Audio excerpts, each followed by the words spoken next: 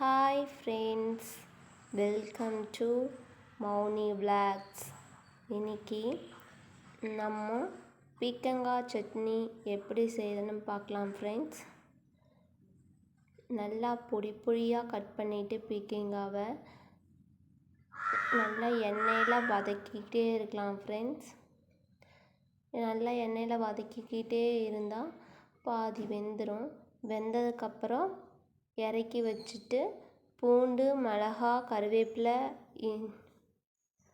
புளி, சீரகம் எல்லாத்தையும் போட்டு நல்லா அதே மாதிரி வதக்கிக்கிட்டே இருந்து இறக்கி வச்சிடணும்.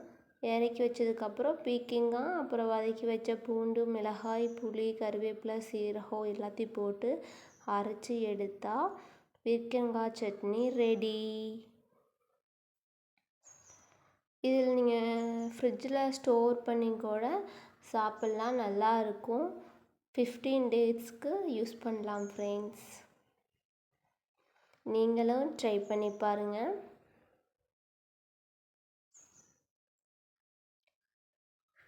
பாருங்கள், பூண்டும் கருவேப்பிலையும் ஃபஸ்ட்டு போட்டு நல்லா வதக்கிக்கணும். அப்புறம் சீரகம், புளி போட்டு வதக்கிக்கணும்.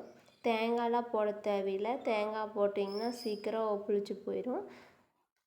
இப்போ பீக்கங்காய் சட்னி ரெடி. நீங்களும் ட்ரை பண்ணி பாருங்கள்.